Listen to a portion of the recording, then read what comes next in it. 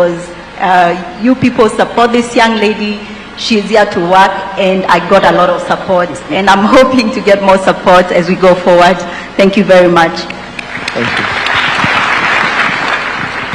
you. Your Excellency, my name is Jennifer Musimi, formerly the president of USK, very instrumental in creating this program. We sat with you and negotiated well, and we did a very good job, a good thing to provide job opportunities and an opportunity for the professionals in a built environment to trade with the government after a very long time. And they can attest that they've handled projects of values they've never handled since inception, to the 10 billions, and it's going on. We are employing now interns and many assistants in our farms in a way that even since I left university and started my farm, we could never have done. It's a very transformative thing we did. It's very enlightening. It's growing everyone.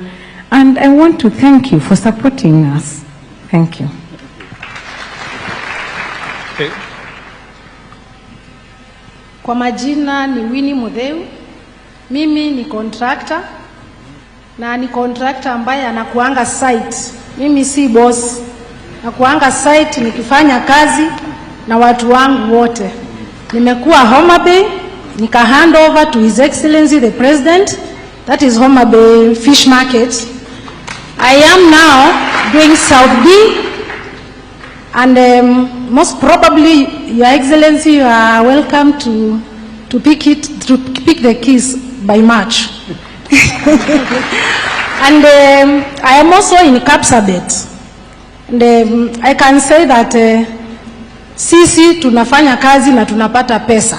Naona vile tumeng'ara. We are being paid well after working so hard. For me, for it to work well, I am doing a 24-hour economy. Sisi huwa hatulali kwa site zangu. That's why we can work within, if you are given 2 years, we do it in half the time. So I encourage my fellow contractors, let us practice this 24-hour economy so that we may win our president a 2-term without negotiation. Thank you so much. Thank you. Your Excellency, my name is Lilian Ogombo. I'm an engineer by profession. I'm a civil and structural engineer and also a contractor. We've just finished 3 markets, and we were very honored that we visited one of our markets. We did not disappoint. Oria in Migori. Oh. Yes, in Uriri. Yes, so we're just about to give the markets. We are on our last one in Migori and about to start affordable housing project also in Migori County, Kododa. And I think this opportunity, first and foremost, I mean, as a woman, as a Kenyan, has really encouraged us. We've been able to expand our portfolio. We are now looking at even taking on more challenging projects. And I'm glad that we are starting on the affordable housing. We also have the student hostel in Homabay, KMTC, that we are yet to start. So we've really believed in ourselves, and for the first time, actually, I was looking at the opportunities across the region. I mean, that's how much you've really transformed who we are. And giving the State Department for Housing their flowers, I think they've really, really supported us financially, because sometimes when you're taking on government projects, people are like, are you going to be paid? I think this is one program that you don't even follow up your payments. You call for inspection, they show up, you raise your certificates, and you really don't have to queue in any office. The next thing you see that, you know, the bank is sending you a swift message that you've been paid. And so we give them their flowers, and we appreciate. Thank you. Yeah, my name is Anne Jero, and I am a contractor. I am pleased and very proud to be part of this affordable housing construction. I have a site in Nairobi, and Kasarani, Kamiti, and Kidiwa, phase 3. Well, it was very difficult to believe on myself that I am able to deliver these projects, but with the support that we get from Bwana PS, it is amazing. We get paid. We even hold seminars that encourage us to soldier on, and we are delivering on our projects. In committee, we are on time, Kasarani and Kidiwa, and we are very, very proud as women to participate in this space. Thank you. Your Excellency, maybe I invite you now and just have a conversation with this wonderful. Thank you very much, PS. I'm really proud that I'm sitting in the midst of women contractors, you know, and I have been to the sites they have mentioned. I have been to Kangeta, I have been to Bumala, and congratulations for doing a great job in Bumala.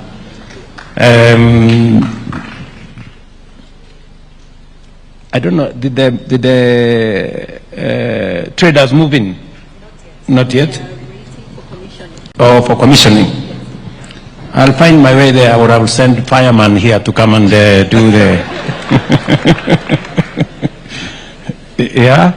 So, looking at these great ladies, and you have had them, they have 2-3 sites. Some of the sites they have finished. They have moved on from doing a market. They've now moved on to affordable housing. Let me ask Anne. You've talked about Kidiwa. Kidiwa is in my hometown. Are you doing the market or the affordable housing? I'm doing affordable housing. Is it phase 1? I know there is phase 1 and phase 2. Phase 3. Phase 3. 2. Phase 2. Yes. You're doing the phase 2. How many units are you doing in the phase 2? I know phase 1 was like 200, was it? Yes. Phase 2? Phase 2 is 1,800. 1,800. I mean, Anne, you're not serious. Huh? What is the size of the project in terms of quantum? What is the contract value? 5.3 billion. 5.3 million shillings or? 5.3 billion. Billion. Wow. How far are you now in terms of percentage of construction? Are you on time? We got challenges at first because when we got into the site, the drawings changed from 18 to 9 plus 15 floors. Oh yeah. It was actually my decision because yes, the original design was for 9 floors. Yeah. But when we assessed the place, we said we could go to 15 floors. 15 floors, yeah. So you had to readjust the contract. So that is what delayed us. Yes. Delayed us, and then we have finished the rafting. Yes. Now we are beginning. You are beginning to do the job. I'll when I'm in Eldoret the next time, I'll pass by and see. You're most welcome. Yeah. So thank you very much. So how is the transition, Lillian? Lillian? Yes. How is the transition? You've told me you did the market in Oria. Yes, we did the market in Oria. And then you're now moving to the affordable housing. Affordable housing. Okay. Yes. Of course, initially, just as I said, when we started on the markets, we wanted to look at how we could deliver that. I think now in the transition, we had a bit of challenges on the site, but we are ready to take up the challenge. Yes, I mean, it's exciting, I must say. Initially very scary, but we are up to the task. We've been able to tag along other women professionals. I work with quite a number of women in engineers, the construction management, so we are a team of women. So as far as delivery is concerned, I don't have any doubt in my mind. Just had a few issues with the community, which has already been sorted out, so we are hitting the ground. Very good. Yeah, thank you. Let me ask you again, Mutuku? Who is Mutuku? Mudeu. Sorry, Mudeu. Mudeu, I know you have some contracts in Nairobi? Yeah, I am in South B. You are in South B? Yes. Okay. There is actually the MCA for South B, Madam Waidera, Yes. was telling me how she is very happy with what she is seeing that's going on in South B. And South B is not an ESP market, it's a big market. What is the contract value for South B? It's 332 million Kenya shillings. How many people do you have working on the site? We have, like when we are doing a concrete casting, we have 452 people, and we actually have like 12 machines. That is the mixers, the hoist, and all that. I don't use the ready mix because I will only have that car that brings the mix, and there is no workforce. So I use those people to create employment, to come and cast. So generally, in a busy day, I have 452 workers. And on a normal day, at night, I can have around 70 people. And by daytime, I have around 80 to 100, depending on the activities at the site. Yeah. And different stages Yeah. of the construction. What? Different, I'm saying different stages of construction, Yeah, you have different different number of people. Of course, yeah. Yeah? Yeah. Okay, let me ask you, how are you working with the banks? What is the experience you have with your bankers? My bank, yeah, I bank with the National Bank, and I have been given musikuje kuniua an overdraft of that 5 million that I can work without minding another thing. But I am paid on time. It's only when I have some hinges in finances, but they give me an overdraft because they know, they are sure that I'll get money. Yes. Before affordable housing, before this program, yes, were you a contractor? What? I have a long story, Your Excellency. Yeah, I started as a cashier at site when I finished my O-level in 09. And it's a long story. Okay. And now I... So we leave it for another day, the long story. Yeah, I can touch some small details. Okay. Yeah, I started as a casual laborer. Wakati wanawake walikuwa wanaambiwa kazi ya mjengo si yao, but because I come from a humble background, I had to start there where I saw an opportunity. From there, the boss of that company saw my efforts, and she promoted me to start paying and looking for those who are not working, so hand to deliver. That was in 09. I started in West Pokot. And from there, I have grown. I have been, I've bought shares from the company. Now I'm a shareholder and actually a director for the company. And I'm semi-literate in terms of construction because I have not gone to any class of engineering, but I've learned through skills. And that's why I'm always in sight. I know everything from electrical, plumbing, masonry, roofing, structure, design, ni kila kitu. So you say it's a long story. Yeah. Indeed, I think it is a long story. But now you are a shareholder in the company. I'm here seated with the president because I'm a shareholder. Great. So thank you very much. I think when we talk about bottom up, I think Mudeu here represents what bottom up is. It's a living testimony according to her. Really, somebody who was working in a construction site, today owning a construction company. That is what it takes. It takes resilience, it takes believing in yourself, it takes working hard. And that is why I said in my presentation here earlier, dreaming is free, the hustle is not. You have to wake up, you have to do what Mudeu has done. That's why she is sitting here today. Tumpigie makofi Mudeu jamani. the great lady Jennifer, sitting next to me here, Jennifer. You remember those days? I remember those days very well. Yes. Long hours, many days. A lot of negotiations. And a lot of negotiation, yes, with a big team. When you look back today, you know, you remember when we were talking on that table, it was far-fetched, you know? It was the usual government thing, or, you know, and you guys were saying, or, you know, are these people really going to pay? Are they going to do this? Can you tell this audience, then and now, what do you have to say? I'm amazed by the grace of God, the far we've come from my boardroom sitting, discussing. Actually, it started in Naivasha. Can we do this? What's the right rate? 35,000 per square meter. Oh, that can afford. And I walked from that podium and I told the PS, we are going to do this. Let's go and crunch the numbers. And convincing everyone that we can do this is going to be an easy task for the professionals.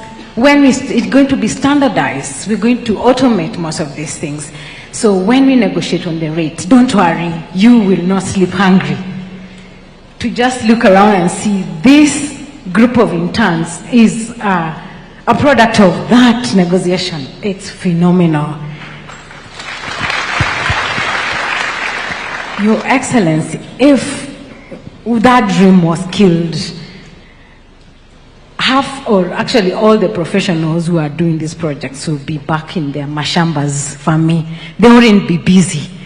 This program has afforded or provided opportunities for farms to be busy, for farms to renovate, to reinvent themselves, to equip their offices in such a way that they can supervise projects, because we have been assigned projects all over the country, as opposed to a while back where you just limit yourself to Nairobi because you don't want to go to the very hardship areas.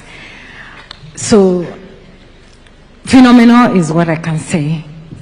Thank you. So today you're telling us, the country, that people who are confined to Nairobi because they could just find a project in Nairobi because of, you know, that's where most of the people who have the means to do big projects live. Today you have projects in every part of Kenya. We have projects in every part of the Kenya. And today you are forced to go and supervise those projects in those very remote areas, and you have a feel of the country. Absolutely. Now, you know, many people ask me, and sometimes people do not believe that what we are saying in terms of what it will cost a house, because the price of a house has come from 11 million shillings to 3 million. Among the issues that we have cut down for us to make it that affordable, number one, you remember, it was the cost of land. Absolutely. Right? Mm-hmm. Number two, we've taken out the cost of land. Yeah. Number two is professional fees. Yes. We've taken it down from 15% to 2%. Absolutely. And it was a product of negotiation, because we told you the fees may have come down, but the scale has increased. Absolutely. You know? So you can balance the coming down of the scale with the expanded scale, with the coming down of the rate with the expanded scale. Is that right? Very much so. You remember we also had a big discussion on the cost. Yeah. For a very long time, people thought it was not possible to construct at the rate of... Now 40,000. Yeah. Now 40,000. It was 55, 60, 70 going that way. And sometimes many people are wondering, how have we dealt with corruption? Because people thought this was going to be a corrupt scheme. We have dealt with corruption by negotiating ahead of time. Today, if you are going into that space as a professional, you cannot tell us you are charging 15%. No, you can't. The rate is fixed. Yeah. We cannot tell us that you are going to construct at 70 shillings, at 70,000 per square meter. The rate is fixed. We have fixed the rate at 42, was it? 40? For the strap. So we have two types. We have what is called the contractor model. Yes. It is 40,000. Then we have contractor plus finance. It is 42,000 because they do invest a little bit. And because of fixing the ceiling, and we disclose it, so it's no longer a secret, because in the past you have to look for what is called engineer's estimate. And those who have engineer's estimate, obviously they have an advantage. So we publish our budget, we publish our rate, and what we have seen is that people are competing. So if you come at 42, you know you're going to be the most expensive. So the prices are actually, the one at 42, it's at 40, and the one at 40, it is down to 37 and 38. So just for the satisfaction of the people of Kenya, and Jennifer sitting here, we did something deliberate to protect the resources of the people of Kenya. Ordinarily, there would be corruption with engineers' estimate. This engineers' estimate is a moving target, or has been a moving target. So what we decided is we are going to have, we costed everything. We agreed that if you want to come and work with us, the rate we are going to pay is 42,000 per square meter. If you cannot do 42,000 per square meter, thank you very much. Go find some other job. Right? And we have found that it is doable. And that is why we have complete projects that are going on, whether in the market space, whether in all the other spaces. And therefore, I want to assure the people of Kenya that we were intentional. When I said, I remember making a statement that there will be no money to be stolen. I meant it. Today, there is no money to be stolen in affordable housing because the rates are fixed. Yes, there is no negotiation actually. There is nothing to negotiate. You either meet the rates or you take a walk. And the margins are very tight. The reason why, I must say this, the reason why we don't have these fancy contractors in affordable housing is because the margin is very slim. You know, there are people who are used with, you know, margins and margins and margins and fat and fat. There is no fat. There is just a reasonable margin for people who want to do business. Those who want to steal from government, they have to look for other places. It is not going to happen in affordable housing. And I want to thank professionals. You people have really gone out of your way and you have helped us. Thank you. Amina. I know it's, what challenge do you have as a lady in this space? Have you experienced any challenges when people discover that you are a woman and you are the boss and you are in charge, or it's been okay? The challenges is there, being a woman in this field, and I'm not I'm not an engineer. I did accounts, so being an accountant and then going to construction field, it was not easy, but with all the challenges, I got strong, confidence, and do a good work, a quality job. Yeah. So you have overcome the prejudices. Yeah. You have overcome the challenges. Yes. And slowly people are beginning to believe in you as the person in charge. Yeah. And the owner of the business. Exactly. Yeah? Yeah. So I'm happy that you're doing the markets. What is your plan? What's your plan going forward? Have you built enough capacity for you to transition to the next level? Exactly. I'm not only doing the market, I'm also doing civil work, like Habros and the roads. I also work in other departments like KDF. When KDF Day in Eldoret, you were there. I did all those works.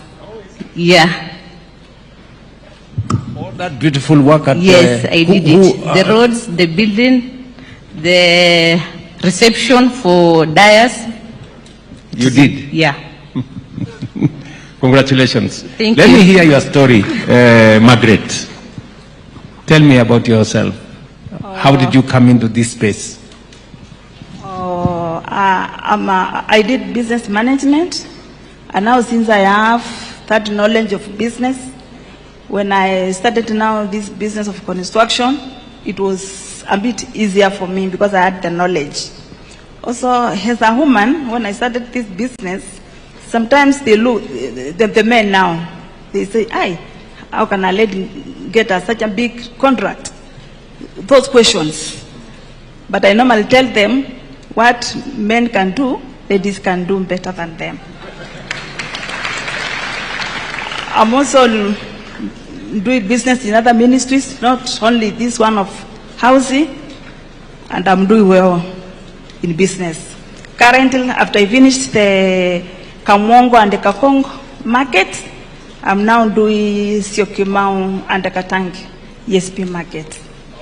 So thank you, Your Excellency. You have made it, you have uplifted us women. You have placed us somewhere with this program. And I also want to add this, Your Excellency. I've been in business for over 20 years, but it is during your tenure where now I can handle a business of 100 million. Thank you, Your Excellency. Did you say Kamwongo? Yeah. The market I came to? Yes, yes. When you are doing your tour in Ukambani, yes. The market in Kamwongo. Yes, I remember. Yeah, I was. Kamwongo is complete, right? It's complete. We have already handed over. Yes. Only the seafood works. Oh yeah, there was some capro outside there. Yeah. That's only what is remaining. Yes. And electricity. And electricity. But it is complete for you did. occupants. I went to the market built by this lady in a place called Kamwongo in Mwingi, and she has done a wonderful job. Honestly, she has done a wonderful job. Congratulations, Margaret. Thank you, Excellency. You have done a great job. Let me ask you, what's the difference, between the contracts you have now, the challenge before? What was the many people tell me before, people had difficulties engaging government because you would get a contract, you do the job, and then it stalls because there is no money. Is that the case, that it was different then and today? Before it was very difficult when you see the exchequer, whatever. But with this housing levy, once we do our invoice, in 2 weeks' time, we have our money. And it makes us easy for us to continue with the project. Now, let me ask you a final question, Jennifer. I know you live in Kenya. There are politicians who are saying they want to scrap housing. They want to do away with all this, that it is the wrong thing for Kenya to do. What do you have to say?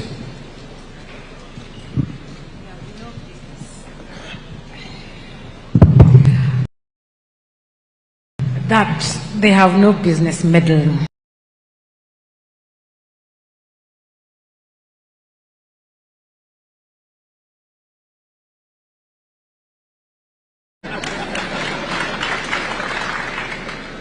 It's truly unfounded, because maybe we need to invite them, we target them, to hold their hands and take them to these projects, because they're saying that they haven't seen these skyscrapers all over. You go to Thika, I'm doing Thika Bustani, you see it's already finished, all the blocks we are doing finishes.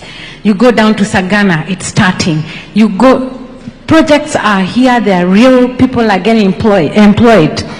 And to the lowest of workers in the construction industry, the casuals, the watu wa mkono know that they become the rarest commodity in this country because they're all employed. Actually, there's a crisis, Mr. President.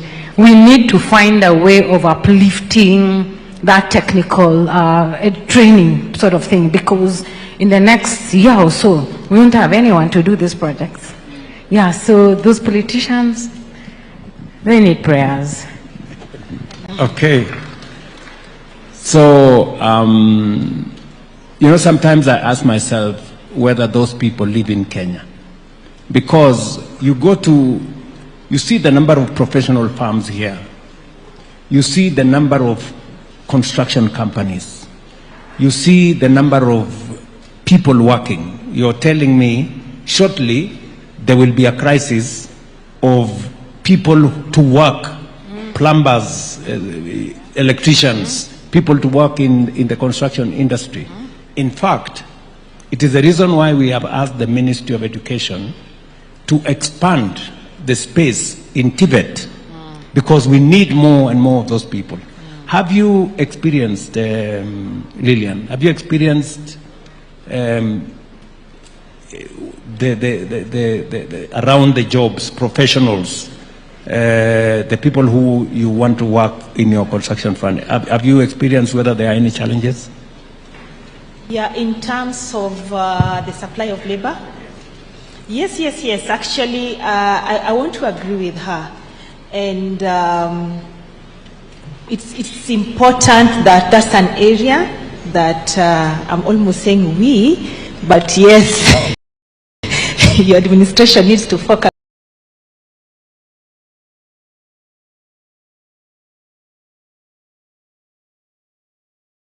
on, Your Excellency, because the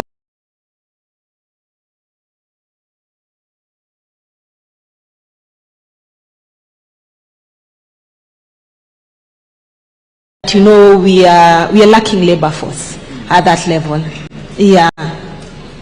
Okay, so I will just point to you that apart from what we are doing in the Tibet, under the Nyota program, we are getting between 20 and 40,000 people who have worked in construction sites but have no certification. We are going to certify them. We are going to pay for their examination. We are going to pay for their certification so that they can become available to you. We have another program under Nyota again. We are looking for between 90,000 and 150,000 young people, possibly maybe working as watu wa mkono at the moment in your sites. We want to support them because maybe some of them don't have any skill. Yeah, they don't have any skill. So we want to skill them. And under the Nyota program, that those 90,000, between 90,000 and 150,000 young people, we are providing resources for them to be put under master crafts people, possibly in your sites. We're going to pay the master crafts people to train them. We're going to pay them a small stipend for them to attend those courses in those sites. And at the end of 6 years, we're going to examine them, we're going to certify them so that they again become available as a workforce for you people in the construction space. So we are not only using the formal channels in our education system, we are also using other interventions, especially you've seen me go to different places under the Nyota program.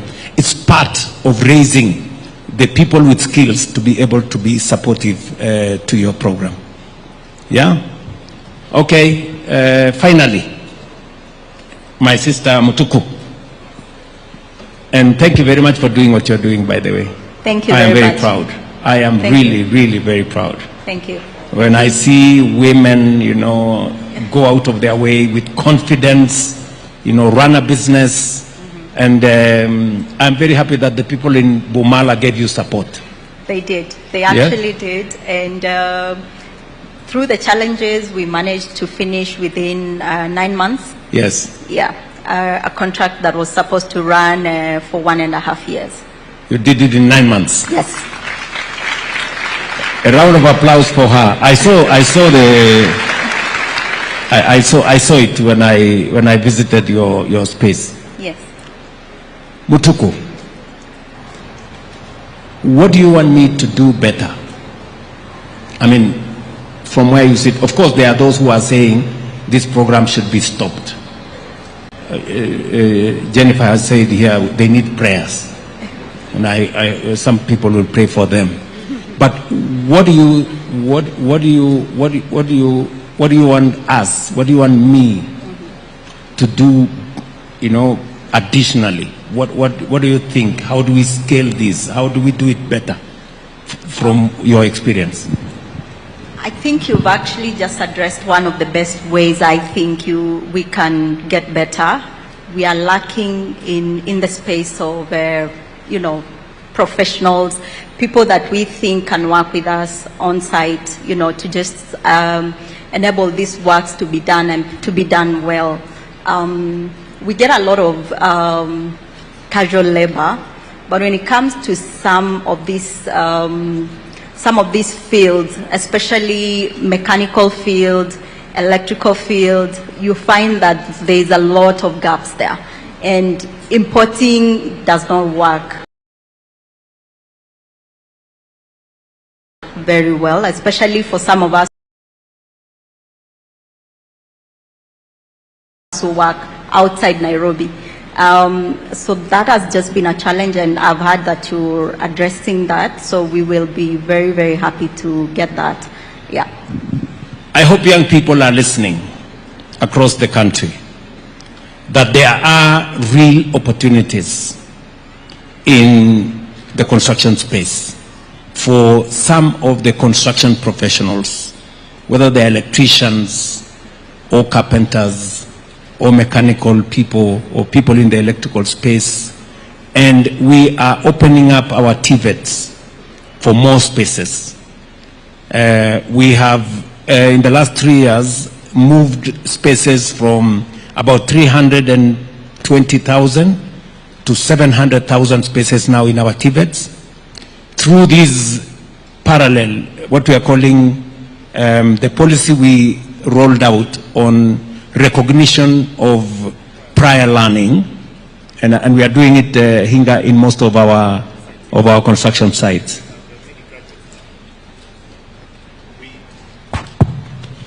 We do have, at the moment, we have already graduated over 1,000 of them, issued them with certification with both NITA and also with NCA, so they can become contractors, and also they can become consultants.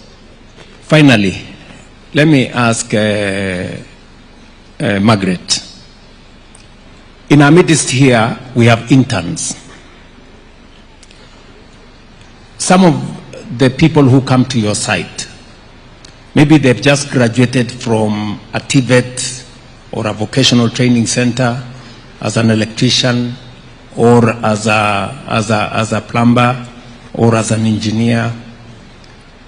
Sometimes when you get fresh graduates, do you experience a challenge of them not having as much experience, and that maybe they have good papers, but it doesn't translate to real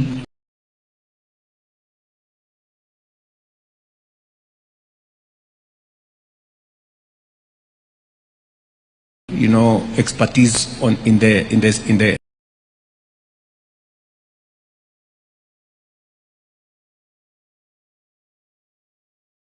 They use it very well because they know the contract may go for 9 months, some 6 months. Then now they don't know whether they will be attached to another contract or not. So, okay, the ones I've been with, they are very disciplined and they are willing to learn.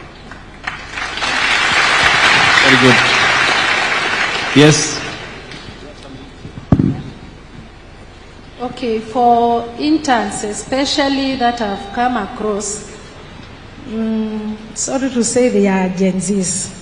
And sana wanapenda simu. Wako kwa tap the screen wakiwa site. So I will encourage them to stop assuming that life can be easy and to take their time and learn what we are doing outside. Okay, there are some real life lessons there. What do you have there? Have you experienced, you have interns here.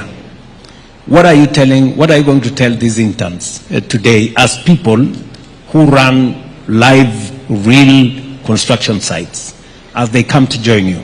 Thank you, Your Excellency. I think first and foremost, as a senior in the industry, I'm an engineer and I always feel very obligated to talk to young people.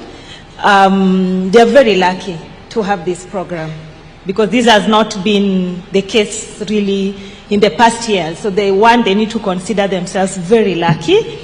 And I've interacted with quite a number of young people when they come to site. Some of them definitely, and I mean as expected, that's why they're learning, to marry the theory and the practical. And I think what I would encourage them that, you have an opportunity to, for the first time, especially let me talk to the structural engineers, you're able to see a real steel outside a drawing that is being implemented. Please embrace the opportunity. And again, these are your employers. The consultants are your employers. The contractors are your employers. So as you work, you need to put your A game. Because, when this is said and done,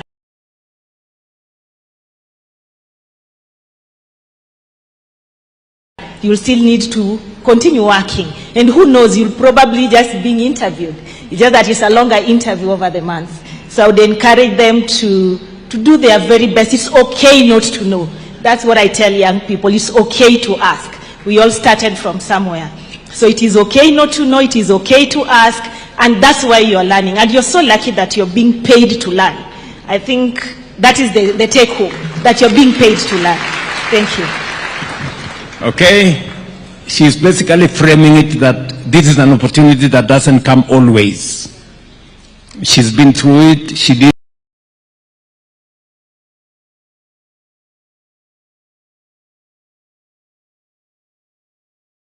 have the opportunity you have. She's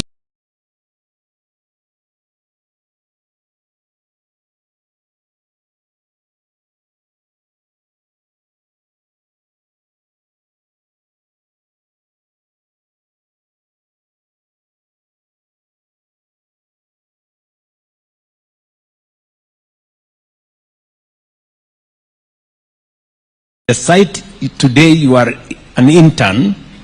Tomorrow, if you do a good job, the owner of the site could hire you now on a permanent basis.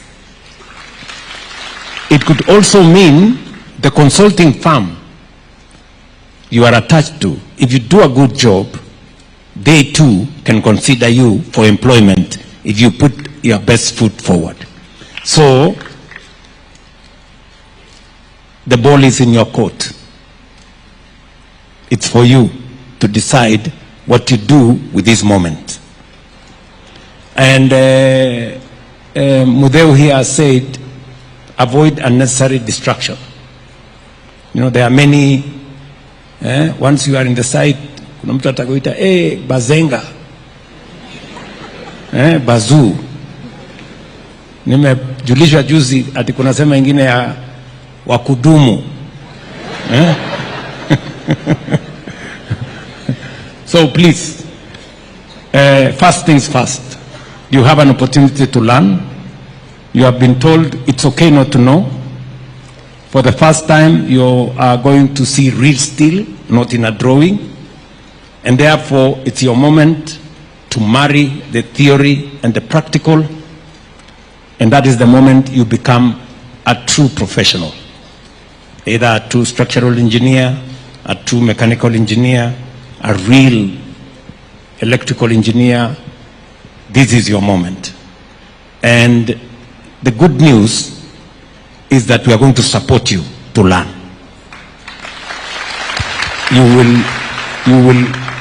Many people go for interview, but this is an interview where you are paid a stipend. So, mujipange. Sawa, the moment is yours. So thank you very much.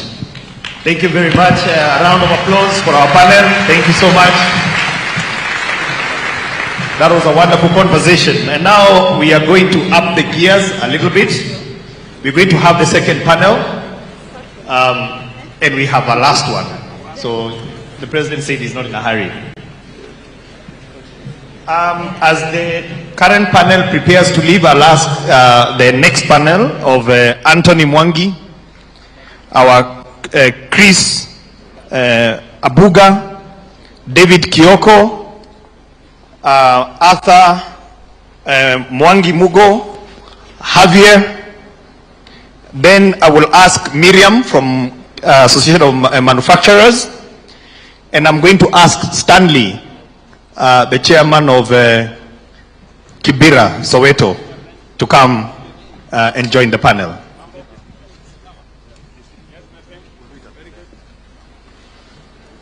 Right.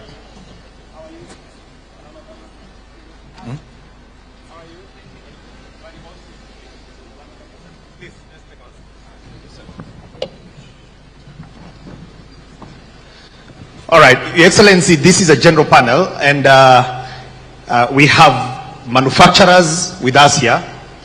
And for context, Your Excellency, you've seen World Bank report in November that showed that the Kenyan economy is on the rise.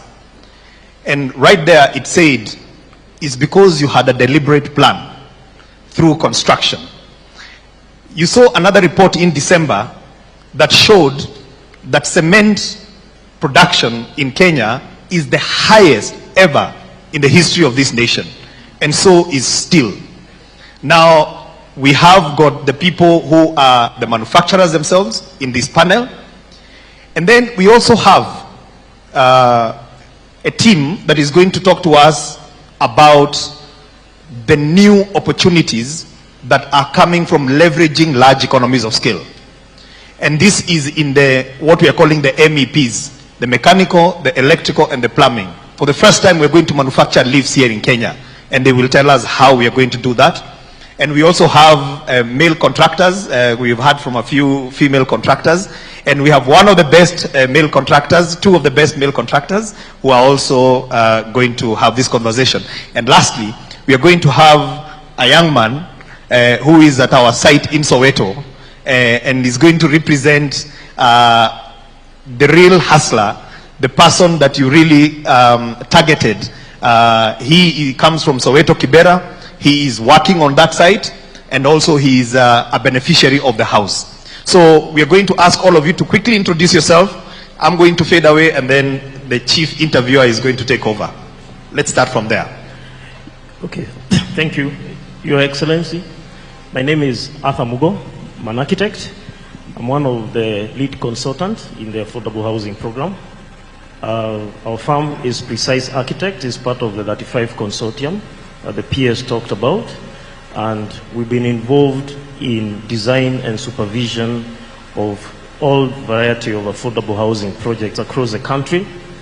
And our experience has been very nullifying, challenging, and also it has expanded our brain capacity and how we are able to synchronize work and also be able to ensure that we deliver on time, and it has really improved efficiency on how we are a good case of when you say that this is really going to build local farms. I think we are a very good example of what has happened among the consulting groups. Thank you. Good afternoon, Your Excellency. My name is David Kioko. I'm here to represent manufacturers. I'm domiciled at Tononoka Group. We are one of the leading steel manufacturers in the country, with the largest capacity compared actually to most plants in East Africa.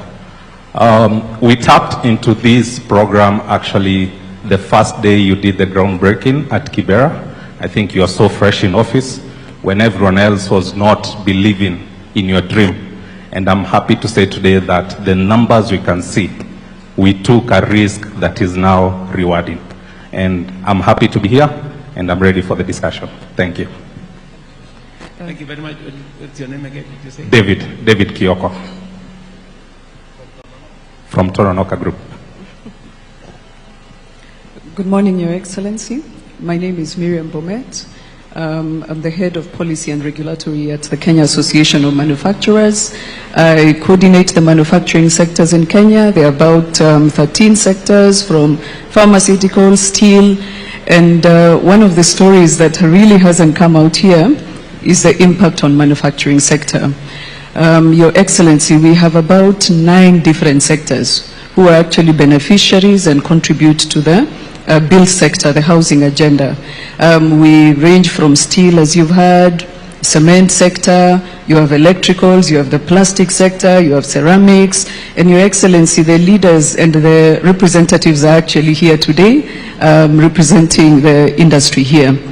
So Your Excellency, the impact of the manufacturing sector is actually one of the areas that we'll need to watch, because manufacturing continues to be the highest formal wage employer in the country, and the continued sourcing by contractors of local materials here in Kenya, we are able to see this rise of employment and even get to the 1 million jobs we need to attain by 2030.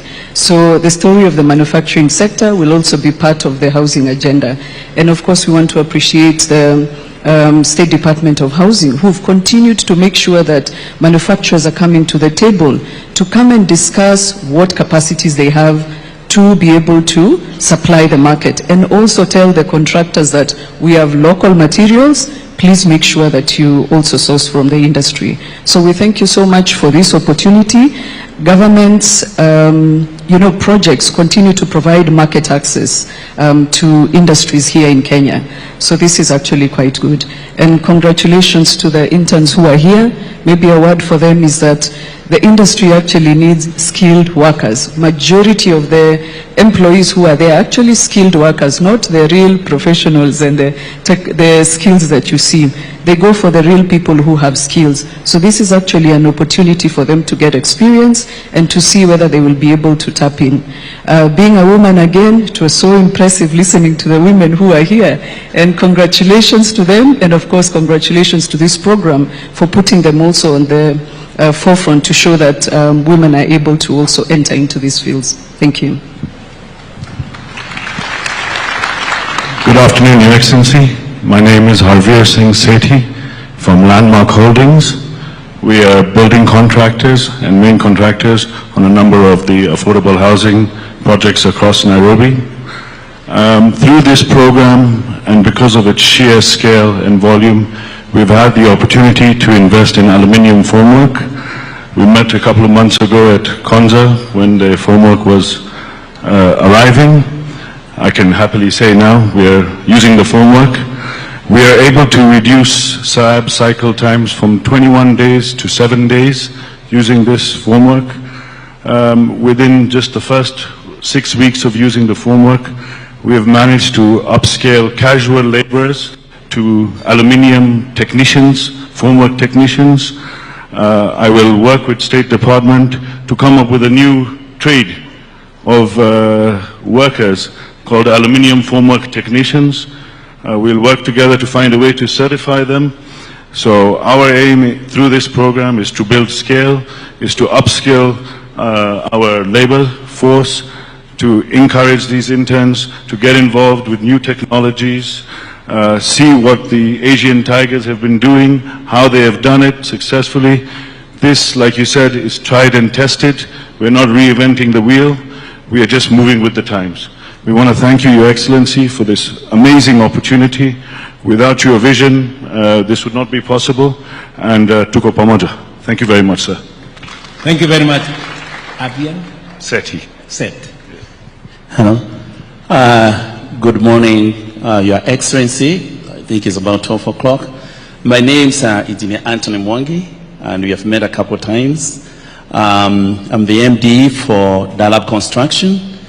I have about 10 projects that I'm doing.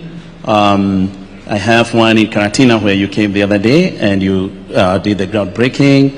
I have another one at Thika, Kabati, Kiabu, where I would likely ask you to visit us one of these days. I'm also doing institutional housing, 3 universities, cooperative, multimedia, and Kenya School of TVET, and I have a couple ESP markets that have taken over from some of our fellow colleagues, contractors who got stuck on the way.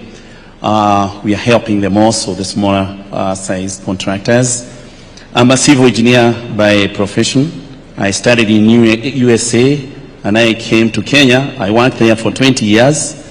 And I came and I went to roads construction, Kenya National Highway. I've done a whole lot. I was recently maintaining Vika Superhighway. But when this program came, Your Excellency, it's a huge opportunity. Some of these things I used to see happening in the United States, I never thought they were going to happen here at home. And I can tell you, I am very proud of you because of the boldness and the courage. Sometimes when I listen to you telling people this is the way to go, and I know you're the visionary, but I just wish they could see how other bigger countries have transited and became what they are because of what you said here, the construction industry. Your Excellency, I have employed about 2,500 workers currently. And the most amazing thing is that being back here in Kenya, I competed with the Chinese, and they were a little bit ahead of me when I came here because, of course, they had the resources. But today, I don't think I would even consider Chinese as a competitor anymore, Your Excellency. You have given me an opportunity, number one, to be bankable. When I go to CDN Bank, when I go to HFC Bank, when I go to KCB, they now come looking for me. I have an account that is receiving almost like 1 billion shillings. And these guys, they want us now. Previously, when we went to look for money to construct, they didn't want to hear anything from us. They told us we are contractors, we are doing government projects, we couldn't get paid, so they didn't want anything to do with us. But today, Your Excellency, the banks, all the industries, they are camping at our doors because of this program. The Mama Boga who feeds people in my construction site, you will come and see her coming there every day, and she's guaranteed for a job for another 2 years in one specific site. So she goes and she comes and tells me she wants me to help her to put together some money so that she can be able to go and buy unga to make chapati. So when I give her money, she tells me, I want to give you the names of those workers. When you're paying them on Saturday, you deduct the money, pay yourself, and then you roll me again. So her money is guaranteed, it won't get lost. But now she has an enterprise. The drivers, Your Excellency, you know, there are things that here we may not articulate. Drivers that we have hired to track the materials from quarries. We have revived dormant quarries, Your Excellency, which didn't have even hope. Those people are back to work every day, crushing aggregates, cutting stones. We can go on and on and on. But this enterprise, what I would say is that it's not for millionaires or billionaires. It is capped, as you said. This is not an enterprise where contractors will be the richest. No. But it's an enterprise that is going to give us a lot of equity. We are bankable. We have resources. Now I have almost like 10 batting plants. And I heard a lady here say that she has employed watu mkono wa kukoroga instead of using the modern technology. And that is great. But also there is another cadre of us whose slabs cannot be concreted by the 12. I tried. They went for 6 days. And some of them I actually had to look for medicine to be able to resuscitate them. So we had to look for batting plants which can handle 1,200 cubic of concrete. And now we own equipments that can do or perform the modern technology. That was unforeseen. In Kenya, we never thought we could have those things. And we need to clap for you for enabling us to do that. Thank you, Your Excellency. Thank you very much, Anthony. Have I visited any of your sites? Yes, you came to Karatina the other day. We had a very good time. AHP Karatina. Oh yeah, the market. No, AHP. The affordable housing. The affordable housing. Oh yeah, the one that we were there the other weekend. Yes. Very good. Yes. Thank you very much. Yes. Asante sana Bwana Mwangi. Thank you. And thank you very much for speaking to me on behalf of many people. You know, and we are going to go into this conversation shortly. Yes, my friend.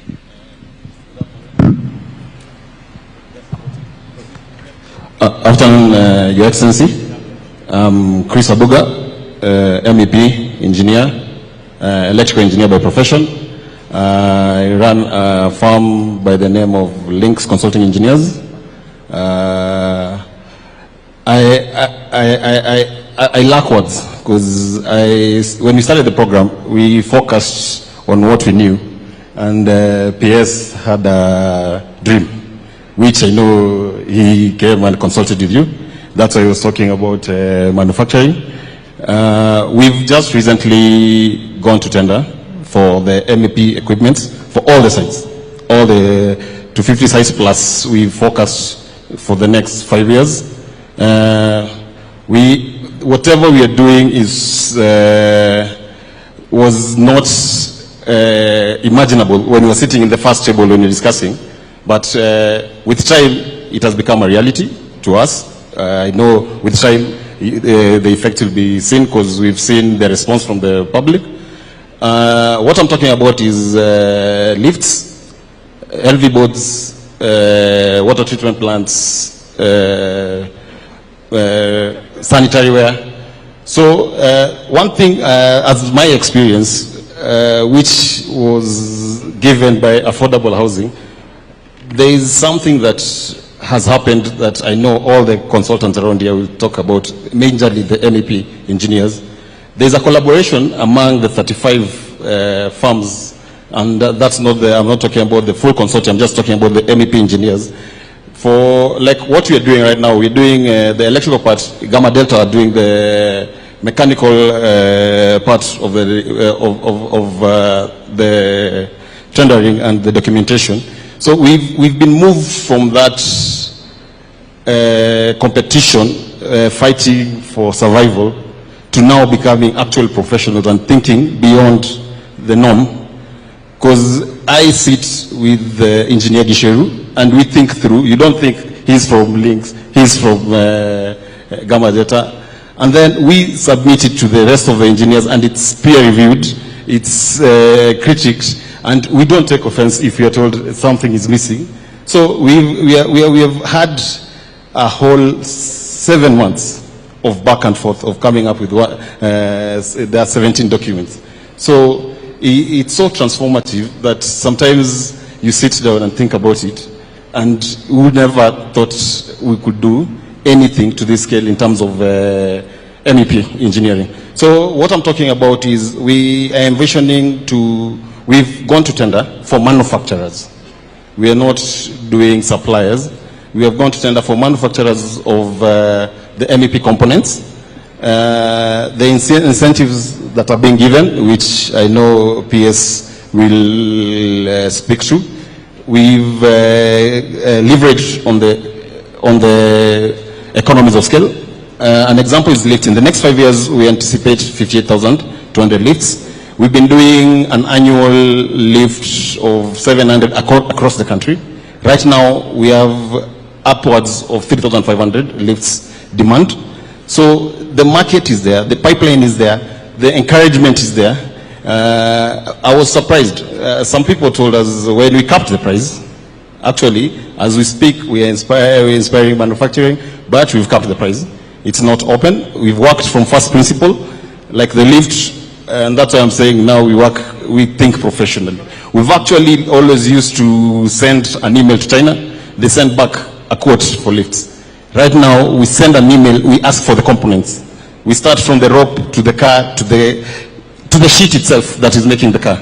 So that we take all this pricing, come up together, put a markup that makes sense, and that's how the prices are capped. So that I can't come and say 800 kg lift is whatever price I want, and I'm alluding to the engineering estimate. Now the engineering estimate has a basis. It's not just an engineering estimate. So actually, it's a transformative experience, and I thank you, Your Excellency, for your dream. We are making the dream come. You said something here. Watch this space, and I'm sure in the next 2 years, when the factories are starting, everybody will become a believer like me. Thank you. Thank you very much, Chris. Ujambo, Your Excellency. Kwa majina ni Stanley Mutiso Njoroge, Mimi ni chairman wa Soweto East Settlement Executive Committee na bado mimi ni representative wa Jua Kali National Umbrella Body ambayo iko chaired na Peter Mwema. Your Excellency, nikiongelea kwanza Jua Kali kwa area zenye zimekava, imefungua gap kubwa sana kwa economy, kwa sababu ukiangalia mali Jua Kali iko create a lot of employment kwa wale majua kali wenzetu wenye walikuwa waezi pata tenda kwa serikali. But through hii program affordable housing unapata kuna wale jua kali walikuwa chini kwa ground wameunganishwa, wameform association, wameregister na MCA, and then tuwezi sema pia ati ni Jua Kali peke yake walijishikilia. Ni Jua Kali pia walishikilia kupitia bwana PS ambaye aliona ni vizuri sana hii mradi kama inafanywa area yenyu, wacha wale Jua Kali wako kwa hiyo area wakuwe ni first hand beneficiaries, ndio pia wapate pato na iwasaidie. So Your Excellency, kwa Jua Kali sector naweza kuambia create more employment across the country. Pia unaona Jua Kali wako more than 7,000 wenye Your Excellency, hata ningeomba one day ukuwe na session nao ndio ujue kweli Jua Kali wamesaidika na wamesaidia familia zao, na through hiyo channel ya Jua Kali imeongeza watu wengi mpaka wa mkono, kwa sababu huwezi sema Jua Kali peke yake watajifanyia kazi. Utapata wako profession hapo wanafanya kazi, but wameemploy another watu wa mkono wasaidie kazi. So ina Jua Kali sector create more employment kwa community na hata kwa the larger area. Ukiangalia through that the money supply, yani imezunguka hapo, pesa zina circulate. Si ile wakati yenye ulikuwa unakaa hapo kupata pesa ni ngumu, but wakati yenye pesa ina circulate area, economy na grow. Ule mama mboga kwa hapo atapromotiwa na hao, ule mama mpesa hapo atapata deposits kutoka kwa site hapo na apate mali yake hapo. Wale wenye wamejiwekea vioski zao watajisaidia nao wakati pesa ina circulate kwa area. Lakini wakikosa kazi ndio unapata kulikuwa na crime rates zilikuwa mingi, kwa sababu hakuna kazi. Vijana wamekaa idle, na an idle mind is a devil workshop. But ukiangalia kwa sasa wako busy, wameshikanishwa mahali. Tukiendelea kwa hii, nikiongelea hii session nyingine ya settlement, Your Excellency, mimi ni chairman ambaye nimesimamia Soweto East area. Na Soweto East area, Your Excellency, nikitaka kubrief na kuangana nini zones 4. Kuna zone A, zone B, zone C na zone D. Zone A, Your Excellency, naweza kuambia kuna nyumba zenye tayari watu wanaishi ndani zenye ni 822 units. Hizo tunashukuru Mungu, watu wanaona mazao yao. Then Your Excellency, kuna zone B yenye saa hii inaendelea kumalizwa, na tuna hope itakimbizwa kwa muda inafaa na tuwakro na timeline, kwa sababu tuko na 4,465 units zenye tunatarajia hii mwaka, na tutaziand over hii mwaka kulingana na ile plan yenye wako nayo na timelines. Pia Your Excellency, kuna hapa mali zone C na D zenye tulicompile na tukafanya enumeration, tukahesabu watu hapo hivi over 15,000 people wenye wanagojea kurelocatiwa, and then they pave way kwa construction site yenye sasa tunasema hiyo ndio itakuwa kitega uchumi ya Soweto area, kwa sababu hiyo ndio itakuwa the largest construction site Kibera. So in total, Your Excellency, kwa zone yetu tuko na over 20,000 families zenye zina benefit na zenye zitakuja kubenefit kwa hii mradi ya affordable housing project hapo Kibera. Asante sana. Thank you very much, Stanley. Na kwanza Happy New Year. Happy New Year, Your Excellency. Sijaonana na mwaka huu. Haki tumezungukana na wewe mara mingi. Sasa nieleze, kwa sababu sijafika pale Soweto kwa hivi karibuni. Yeah? Kwanza, I just want to tell these good people, we have very wonderful people in Kenya. Watu ambao wanaishi pale Soweto, tuliongea na wao na tukawaeleza we want to change the houses for you, na wote wamejiandikisha. We've done phase 1, wameondoka. Phase 2 wameondoka. Phase 3 na 4 ndio tunapanga saa hizi, bila ya kuvunja nyumba ya mtu, bila ya mambo ya demolition, bila ya kuzumbua wananchi. That is the program that we have. Ndio sababu juzi wakati niliona kuna watu wameenda kubomolea watu pale Mukuru, nikawaambia wale wasimamishe na wawachane na hiyo ujinga. Mambo ya kubomolea mwananchi Kenya iliisha. Mambo ya kutumia nguvu iliisha. We have a way that we can work with Kenyans and make sure that they understand, and we give them alternative settlement as we develop our slum areas. And Stanley and your committees, you have been phenomenal. You have been great. Kwa sababu nyinyi ndio mnafanya na sisi kuongelesha wananchi waelewe na wajue ya kwamba wakiondoka pale tukikamilisha nyumba, they will be the first beneficiaries. Mimi nataka nikuulize Bwana Mtuku, umetuongelesha mambo ya jua kali. Na nimezungumza na wanajua kali wengi. Zamani walikuwa wanapata kazi leo, kesho hawana, wanapata mjengo dirisha moja, siku hiyo ingine dirisha mbili. Mimi nataka nikuulize, leo madirisha, tulikubaliana na Bwana Hinga ya kwamba hinges, madirisha, milango iwe standardized. Na tuhakikishe ya kwamba ni quality ambayo ni ya juu.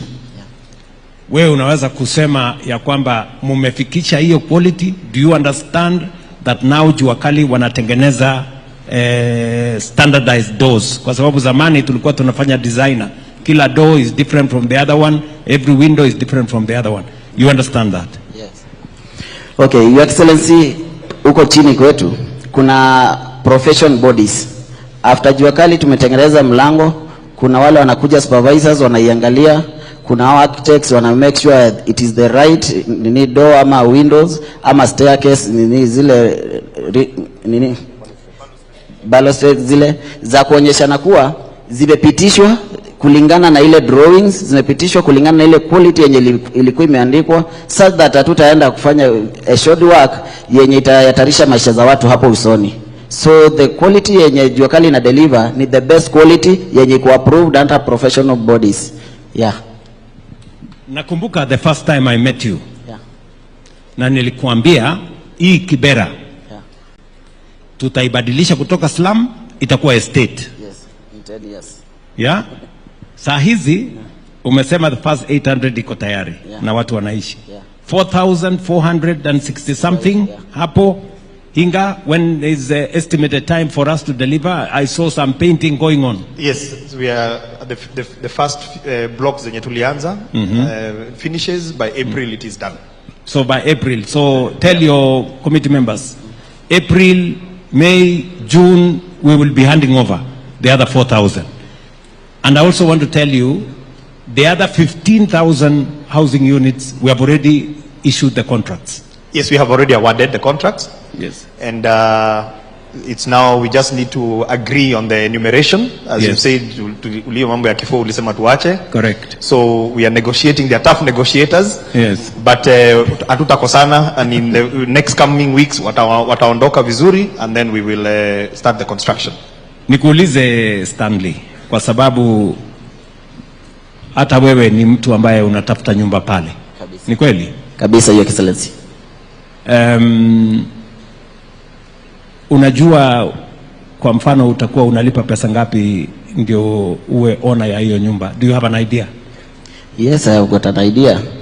Yeah, unajua sisi kwetu tulikuwa tunajua the 10% yenye tulikuwa nalipa na yenye tunapana the deposit ilikuwa bed sitter tunapana 60 as a 10%. That means that tunainunua 600. And then tulikuwa na one bedroom yenye tulikuwa tunaipana na 100, saving ya 10% ni 100, which means that in 1 million. And then tulikuwa na hiyo 1.5 yenye tunalipa 150 as a deposit. So hiyo tuko comfortable nayo sisi. Na kila mwezi rent to own itakuwa kama pesa ngapi? Unaona Your Excellency, kwetu kulingana na zile venye tulikuwa tumefundishwa na zile mahesabu, tulikuwa tumepewa a challenge na motivation pia. Tulikuwa tunaambiwa even if tumeambiwa to save 10%, we can surpass the 10% so that tukienda kwa mortgage ama ile rent to own yetu itakuwa chini. So saa hii uko na muscle, uko na nguvu kama kijana, uko na uwezo wa kusave pesa mingi. Juwezi jua hapo mbele family kikuwa kubwa, majukumu itakuzidi. So it's better uweke juu ya hiyo 10% ndio upate, kama huyu atasave exactly 10%, utapata mwisho wa mwezi akilipa 3,000 3,000 yake kwa mwisho wa mwezi, mimi nitakuwa nalipa 1,500 depending na ile pesa niliweka. Sasa pale mbele ile nyumba watu wanaishi hapo Kibera wanalipa kwa hii nyumba haina choo, haina maji, haina chochote, wanalipa kama pesa ngapi? Your Excellency, saa hii nyumba huko ni 3,000. Ile ni ile nyumba yenye sasa yani the lowest unaweza pata Kibera ni saa hii ni 3,000. Na kulingana na saa hii kwanza venye tulirelocate watu zone B, bei ilipanda kwa sababu watu ni wengi, nyumba ni chache. Na unajua watu wa Kibera wetu, Your Excellency, ni watu wa miujiza sana. Wanaona wakajaribu kwenda mbali, ni kama hii nyumba ni kama watakuwa wanaona progress sana. Yes. So walikaribia hapo karibu ndio wakuwe bado ndio workers on site. Ndio pia wakifanya kwa site hiyo pesa wanapata itawasaidia the daily needs na bado itawasaidia kusave that 10% ya nyumba yao. Okay. So that's why wako hapo karibu. So Stanley, ile nyumba mtu analipa kwa sasa ambayo ni nyumba ya mabati, haina barabara, haina stima, haina choo, haina chochote, ni 3,000. Lakini atatoka hapo aende gorofa ya 14 aishi kwa nyumba yenye iko na maji, iko na stima, iko na bafu, iko na mambo hiyo yote, atakuwa analipa shilingi ngapi? Hiyo tu 3,000 yetu. It cannot be more transformative than that. That is what it is. And that is why many people cannot believe what we are telling them. Tukiambia mtu ya kwamba utalipa 3,000 to live in 11th floor of a modern building when they were living for the same 3,000 in a slum, it doesn't look real. But I want to tell you, go to Mukuru today. You will find real people.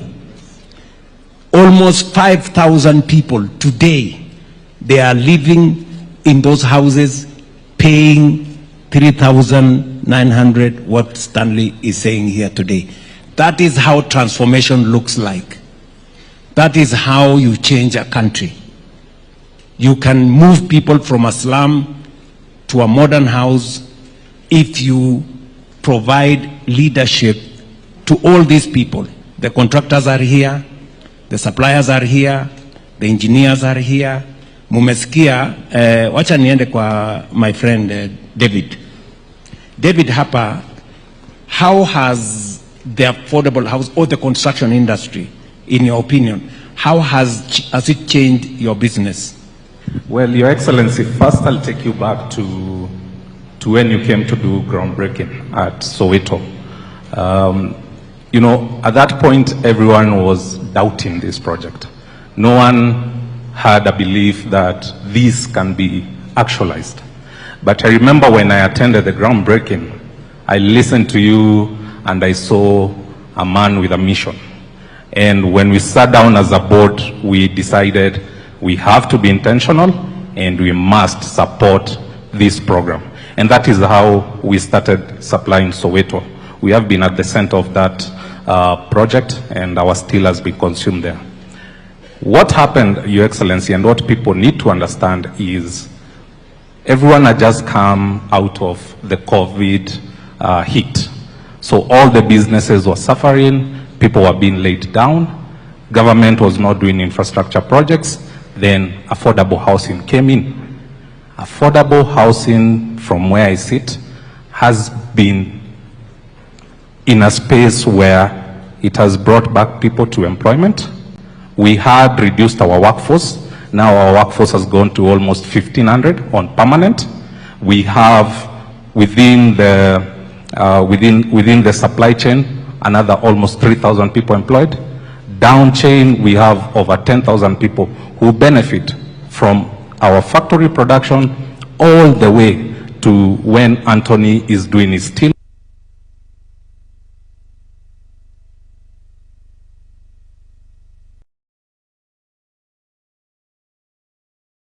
Around so many things. It works around me increasing my capacity from 200 tons a day to 300 tons a day. Me increasing my fleet from 20 to 60. That means I have to employ more drivers. That means I have to employ more ton boy. That means I have to employ more people to load the steel. I have to employ more people to offload the steel. And this goes down and trickles down to creating more business and more capacity. We have also been able to... Just for numbers, in the last 2 years, or let's say 2.5 years, so what are the numbers? What are the numbers? You've increased your capacity from 2... We have increased our capacity from, actually, we used to do an average of 6,000 tons a month. Now we have the capacity to do over 20,000 tons. So from 6,000 to 20,000? To 20,000, yes. In terms of employees? In terms of production? Yes, no. In terms of employees, we had reduced during COVID to almost half, but now we have increased by over 1,000 people employed. Okay? And that is directly employed. Now, so you have another 1,000 people employed in just your company? Yes. And it's just one of the many? Yes, and that is directly. That's indirectly, because we have guys who do supplies, we have casuals who come in for the day labor, we have over 2,000 people. Now working? Yes. Help me, inform some of the people in leadership. One governor was telling his county, we don't want the president to bring housing. We will build our own houses. We want him to bring industries so that we can hire more people. Your Excellency, what I've learned actually in a span of 2 years is that talk is very cheap until you are on the ground. These people who talk like this are people who have not gone to the site. I've made it deliberate that I have to visit these sites and see what is happening. It's until you go to these sites and you see the number of people who have been employed, you see the number of mamamboga who are selling food, you see the amount of boda riders who are ferrying people to and from the sites. It's when you understand what is really happening. But when I sit at the comfort of my big office in the city of Nairobi, I can talk from an ignorant point of view and say that this is not what we need. But what I can ask them is very simple. Go to the ground. Let them go to the ground. Let them see what is actually happening. Let me ask you a direct question. Is affordable housing creating jobs in industry? It is creating quite a big percentage of jobs. I'll tell you right now, direct, personally, 50% of our supply goes to affordable housing. Yes. And so you are employing people working in industry supplying affordable housing? Exactly. Now, there is also another allegation that was made by some of my competitors that for every steel that you supply, William Ruto gets a percentage. Please. To be honest, I wish that was not the case because, again, we go back to people just speaking from an ignorant point of understanding. Your Excellency, let me explain to you how the entire ecosystem works. One thing you have said today is, watu lazima wajitume, all right? When this project started, we took it deliberate that we have to go and look for the contractors. You cannot sit and wait for the contractor to come to you. We have no luxury for that. The people who are saying, oh, chuma ni ya Ruto, simiti ni ya Ruto, are people who do not understand how marketing and how convincing works. If I don't go looking for Anthony, he has no time to come looking for me. I have to be the one initiating a conversation and asking Anthony, the project you have in Karatina, between now, the point you get awarded and the time you get your advance, how can I assist you do some milestones? You see? But this is a conversation that has to be intentional. You have to be on the ground to understand it. So all these people who are saying these things, it's unfortunate, but the devil is a liar. Today they are being shamed. Thank you very much. So let me ask you one more. Because we want to deal with the monster of corruption, in your business, in your association, and this also goes to Lillian, you know, because for us to succeed, we have to work with integrity.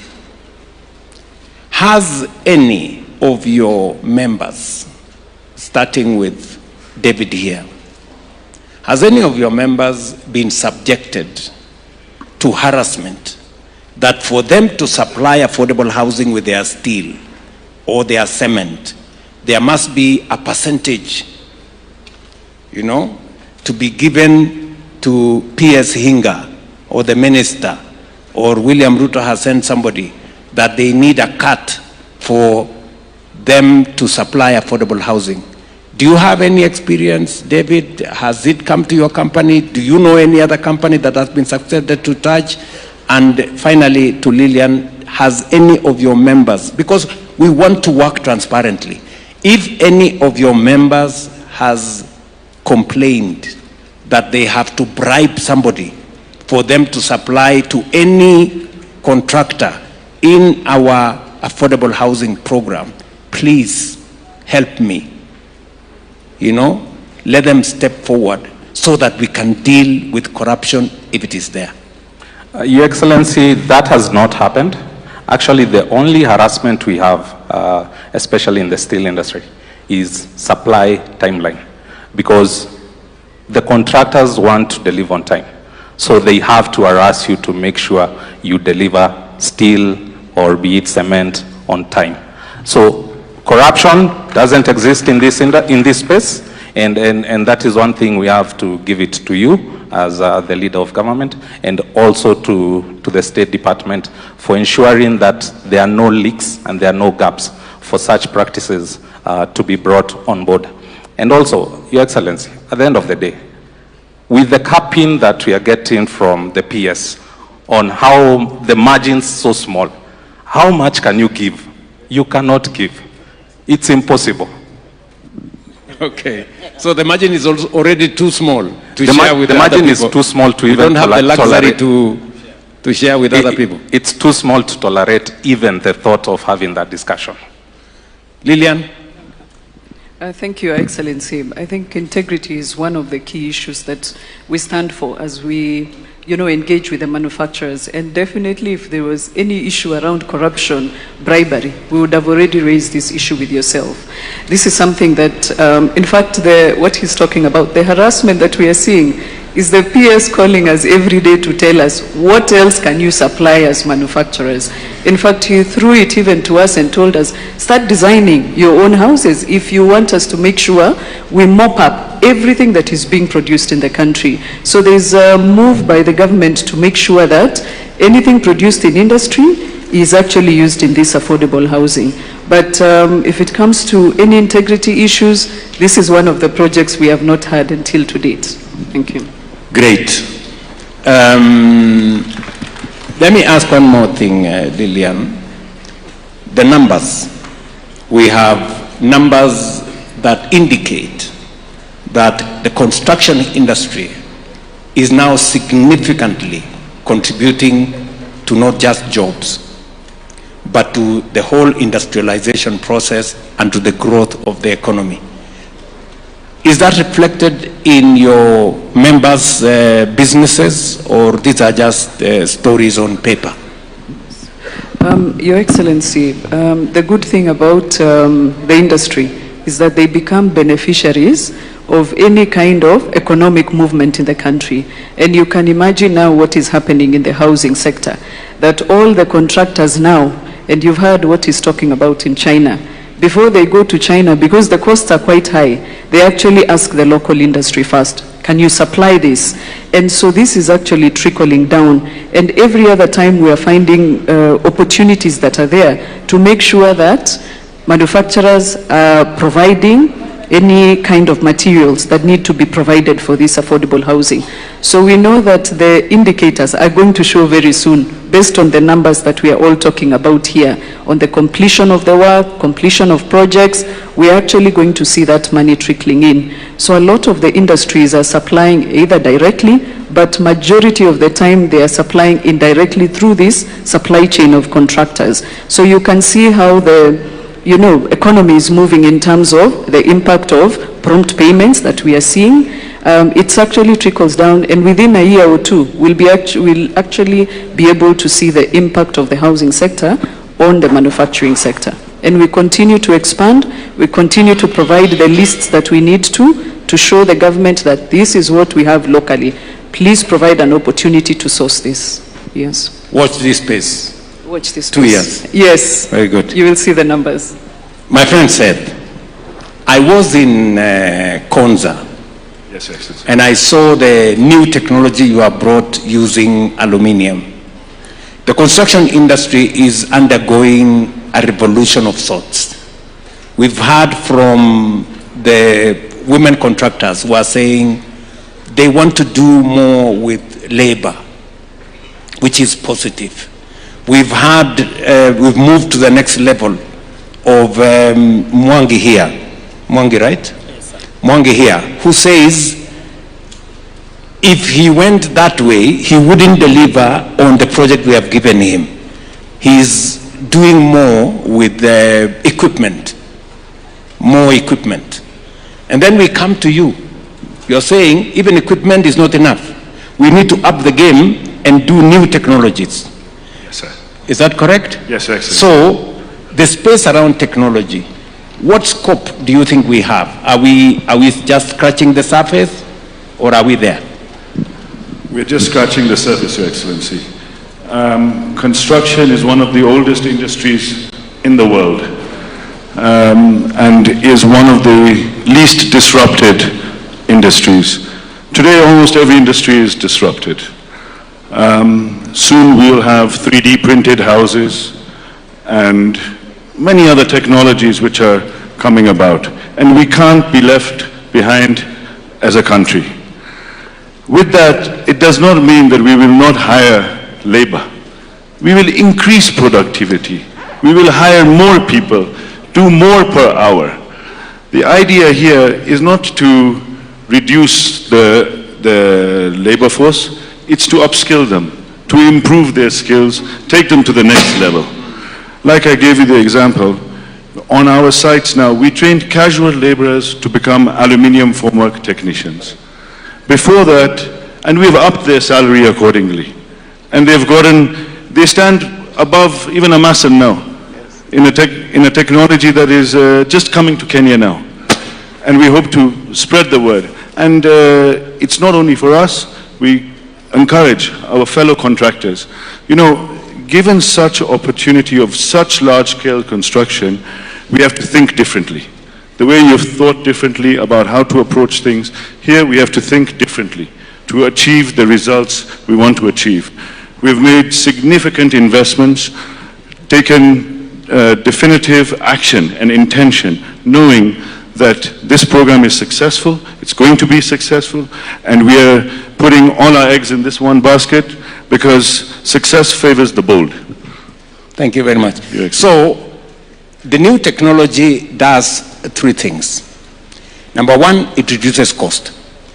Correct. Number two, it creates more efficiency, which means you can do more with less time.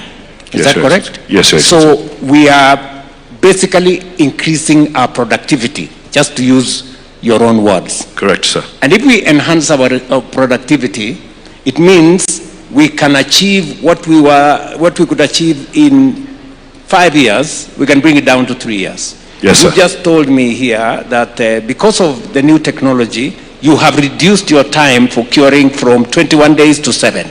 Yes. Which means you can deliver faster. Yes, sir. And you can do more. Yes, Your Excellency. And you can be more efficient. That's and right. it means you can, with the same number of people, you can do more. So it just helps us to be much more efficient.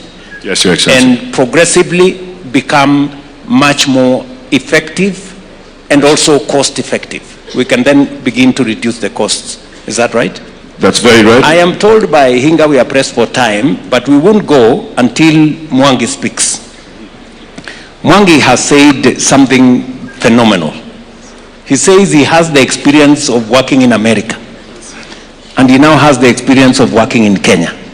He has also told us that there are banks that could not open the door for him. But now they welcome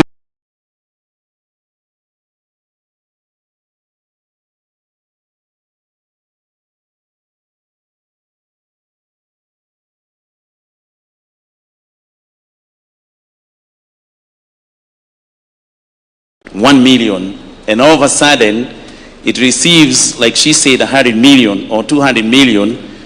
A lot of my contractors, of course, they had to even get started a little bit, because psychologically that is not something you're prepared, and none of us knew anything like this could be practical.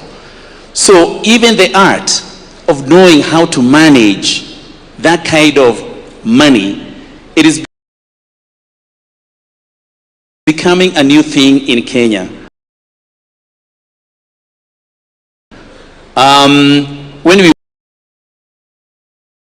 went for a meeting in Mombasa, we all agreed, the contractors, that it has to be intentional, because you're now dealing with big numbers, and all of a sudden everybody's treating you differently. I have all kind of respect from Tononoka, who could not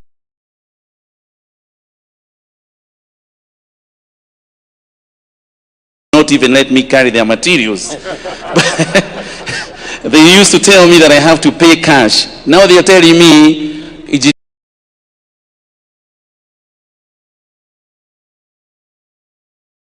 Tony, we will let you take materials, pay us after that.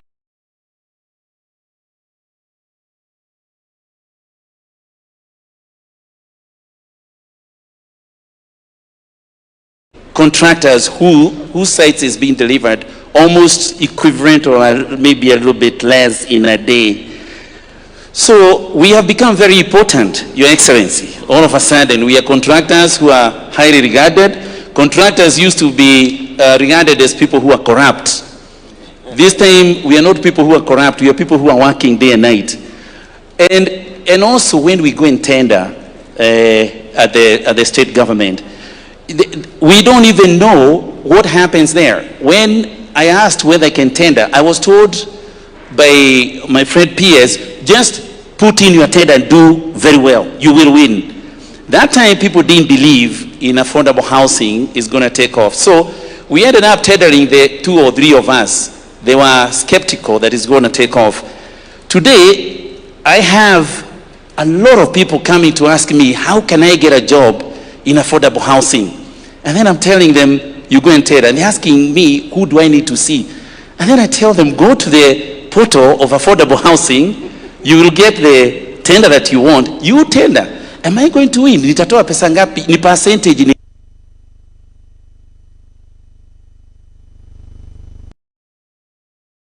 a job. So it is such a miraculous thing, and Your Excellency, all I can ask you kindly, don't give up, don't leave it. Secure this so that we can do this for a long time. It feels good, Your Excellency. It feels great. Thank you. My friend Mwangi, Anthony. Yes, sir. We have set our eyes on affordable housing for the next 20-25 years. You are a believer because you took a risk. Yes. When people thought this was a scam, this was the usual political rhetoric. This is the, people who want to win an election. They say all manner of things, but you believed in it. Today you are one among the biggest people who are carrying out construction in this space. Yes. We are looking at building dams. We are looking at rolling out the SGR. Probably next month we will begin the rollout of the SGR all the way to Uganda. This year we are starting the construction of a new airport. Okay. We've just finished Talanta. We've Bomas, the largest conference facility in our region, will be complete in April next year. Yes. April this year, and on and on and on.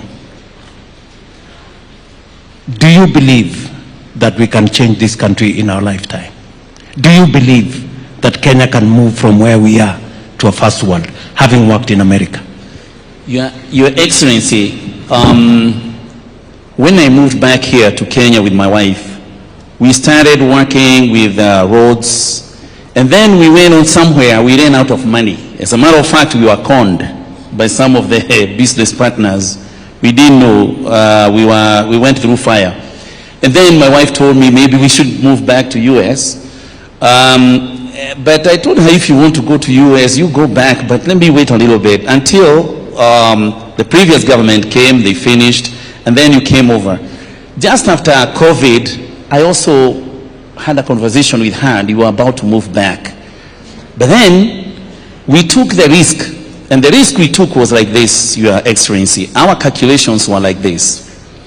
We go to US, and we start afresh again. Or we stay here in Kenya, and we take a chance. And we said going to US is a higher risk than staying here in Kenya. And then when you announced the affordable housing, we thought that taking the risk of going to affordable housing is like a 50-50. Going to America is 0. Kenya is 50-50. It may happen, it may not happen. But when we came there and the PS signed my contract, I took one day, I did not tell my wife that I had a contract. But the following morning when we were having breakfast, I told her, I want to tell you something. And she said, what? We have a contract of 1.6 billion and it's at Thika. She jumped and she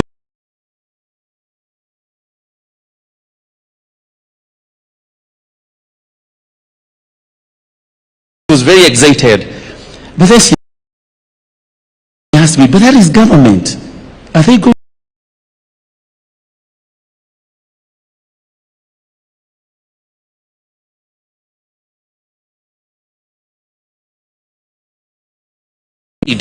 At least kabla ipigwe ishe, zile pesa zitakuwa tutalipwa. So that is the process of my taking risk. So, Your Excellency, I am going to be next to you. Ukikanyanga moja, mimi nakufuata. Ukikanyanga moja nakufa. Ukienda kwa barabara, I will be there because I know it's going to succeed. Ukienda airport, I will be there, and I will follow you because there were some people who used to make fun of the fact that you went everywhere opening projects and promising.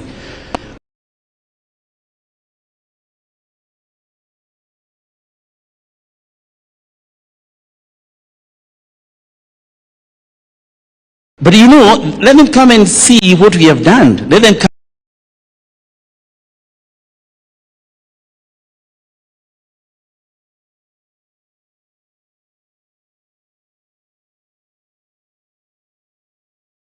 Want to go with what I can now cash out, Your Excellency, and that's going to be you. Thank you. Yes. So you believe in this journey? I believe in this journey 100%, and this one is 2-term, Your Excellency. We will talk politics later. We are talking construction. Thank you. Chris, you have said something very fundamental about scale. Yes. You've given us some statistics. You've said we've been, our requirement for lifts has been 700 every year. Yes. 700 lifts cannot sustain a manufacturing facility. No. Now we have gone from 700 to? We are envisioning 58,200 lifts. 700 to 58,000 yes. lifts. Now we have the requisite ingredients to have a lifts manufacturing company in Kenya. Is that correct? Very correct. And there is now a tender. Yes. Not for suppliers, for manufacturers of lifts in Kenya. Is that correct? That's very correct. It's not only lifts. Yes. We have 7 components. Okay. We have wastewater treatment plants. We have the LV boards, which the LV boards we already have manufacturers, but now we are upscaling it because we are at 2.5 million envisaged boards to be just for the affordable housing projects only. Then we have the sanitary ware, which we are talking upwards of 3 million fittings. Yes.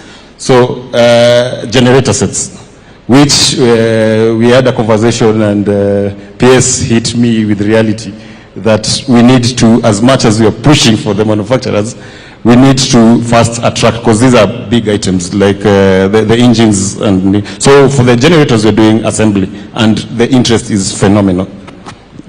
So in other words, you're saying, and tell me if that is correct, that affordable housing is pushing the agenda for manufacturing and for industrialization. Is that correct? Definitely, definitely. With the tenders that have gone out, and even from the pre-bid interest alone, we are definitely going to have, they are going to be very busy registering new factories and manufacturers. New manufacturers and new factories. So I think that is really what, you're helping me preach to some people who are telling me, what is this about affordable housing? Affordable housing is much more than housing. It goes beyond even jobs. It goes all the way to manufacturing. Yes. And I think that is the message you're saying, Chris, or unless I'm... That is basically the message I'm saying. Affordable housing is not what everybody sees, brick and mortar. These interns that are here, they'll be on site. When the manufacturing comes, as part of the tendering we're doing, the key component of that tender is skill transfer. All these guys have to show us how they train the Kenyans. They have to partner with a local. Once they come, they have to train the locals on the manufacturing component. We envision that it will push our professionalism to levels that are not we had not envisioned when we were working. We have 2-3 projects. I'm busy with my supervision, with my projects that I'm supervising, but I still, right now, if you ask me any component in a lift, I know it. If you ask any component and how it's done, how it's manufactured, they know it. These guys will be attached to our firms. They'll come experience how to break down the components. You don't see a lift and you just see a car, you come in and buttons. There's a lot of things around it. These skills will be transferred to the locals. We will have locals running their own lift manufacturing companies. We'll have Tony, in the next sitting I'm sure, you'll have Tony who's telling you, I used to supply lifts, but now I manufacture lifts locally. And he'll be invited to sit in the boardroom with Tony again. Yes. Finally, Mugo, you are one of our consultants. Yes. In the last 3 years, what has changed in your company in terms of the amount of work, the number of staff, and all the experience around it? Okay, thank you for the question. But first of all, allow me to say profound thanks for considering increasing our fees with 0.5%. Thank you very much. Being the lead consultant, I'm at the apex, and I'm the one who is facing a lot of heat from the rest of the sub-consultants. Now, when we got on, first of all, for us, because we are from a very young professionals, we never used to imagine this contract. In 2023, we had a workforce of 7 staff. So we were 2 registered architects. But sometimes, February last year, when we started looking at the quantum and the volume of work we were getting, we made a strategic decision because we realized there's no way we are going to deliver on this project if we continue being the way we are. So, first of all, we had to expand our space. We were on about 700 square feet. Right now, we are on 3,000 square feet. Our workforce has grown as of today. The permanent staff in the office, we are about 21. We were 2 architects, now we are about 7 registered architects and a lot of interns and support staff. Now, in addition to the resident engineers we have on site, we are looking at about 25. Now, these are professionals, and they are not cheap because these are full professionals. So you can see the level at which most of the firms have grown in the country. And recently, we've also had an opportunity, as you keep on saying, to leverage on what we've learned for the last 3 years, and we've started expanding into the region. Second is the issue of transfer of technology. Because we are onboarding at a very high rate, it's almost a crash program. We've been very intentional on how we are training the architects and the interns who are coming so that we handle the issue of quality control on site, because primarily that is our work.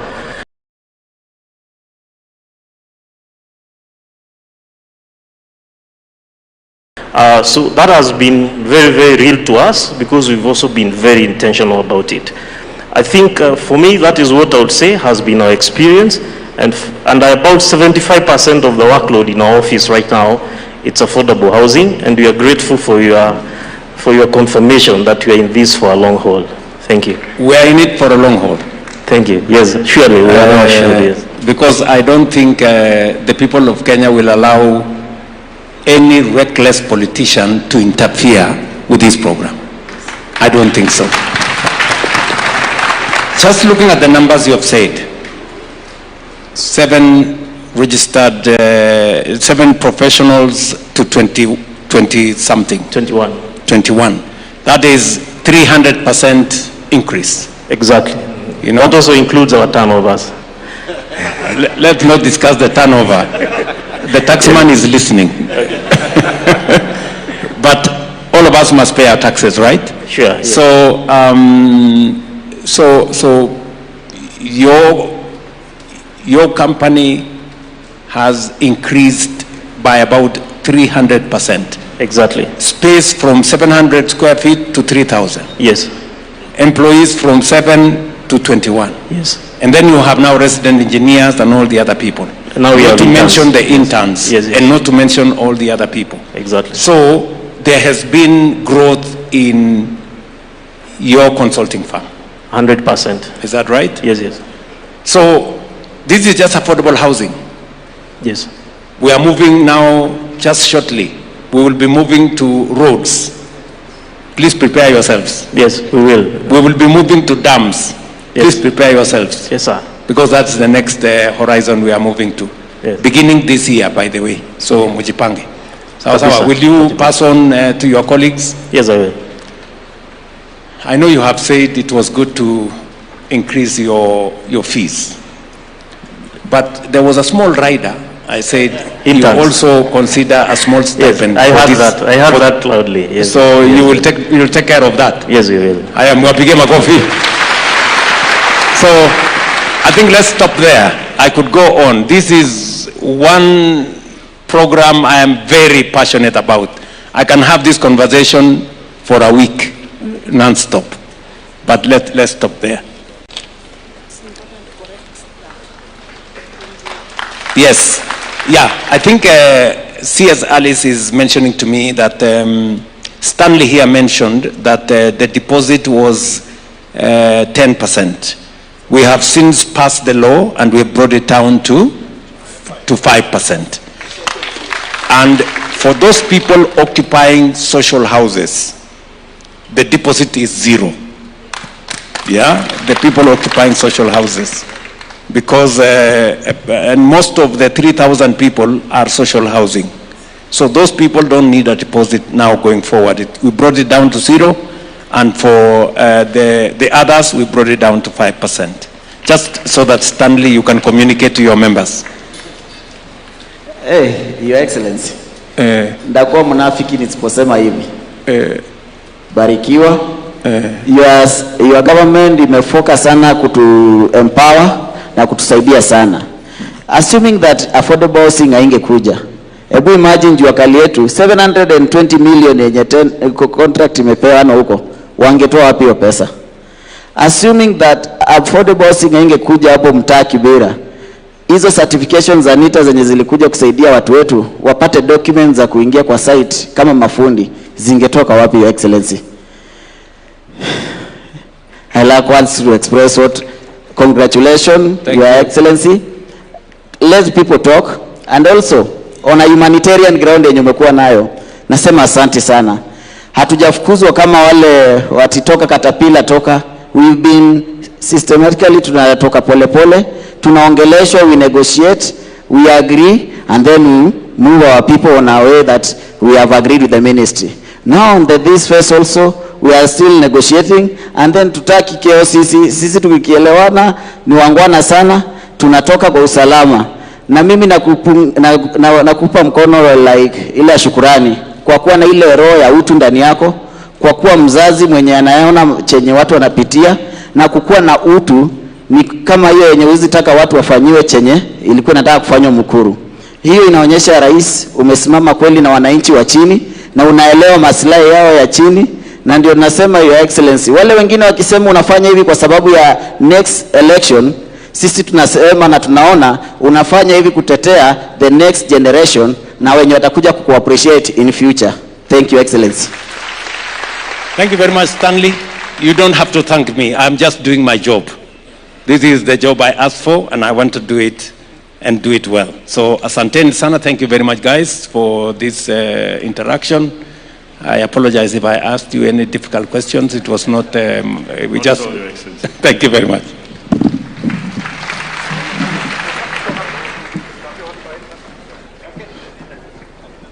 All right, let's take our seats. Now, good people, I think we've had a good conversation, haven't we? So we've had a good conversation. Sasa nyinyi majamaa mko tayari? Si mmesikia vile mambo inaendelea? Sasa kila, you know, the profession you have learned, whether you are planners, designers, we've had people here, engineers, architects, surveyors, realtors,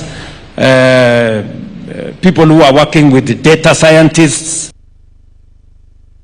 program. We have many professionals sitting here today. Many people were asking me earlier that huyu Ruto anasema ati watoto wetu waende wafanye wake wanaweza kwenda kufanya kazi kwa site.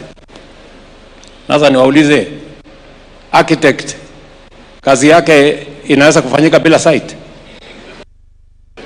Engineer ataendelea bila site? Planner atafanya bila site? Surveyor atafanya bila site? So site is the place of work for these professionals. Just in case you are not aware, your office itakuwa kwa site. Ama hakuna office ingine, office ni hapo kwa site. That is how you guys are going to work. And I have tried to negotiate for you something. So mutajipanga na hawa jamaa. And but don't focus so much on the stipend. Focus on the experience you are going to get. You have been told this could possibly be an interview. Make sure you put forward the A game. Sindio? Ama? Si kila moja ataweka their best foot forward. Yes, so that you can make us proud, make your country proud, contribute towards having a Kenya that we all deserve. So thank you very much, good people, and I want to say to all the professionals here, the PSS, the ministers, my good deputy there, and everybody else. Nafikiri kama ingekuwa nafasi ya deputy president angesema ni fire si fire. So, and I have a wonderful gentleman there. You know, sometimes when you want to succeed, you hire or you get a deputy who has gone to school more than you. Alafu anafanya kazi mzuri, wewe unapigiwa makofi.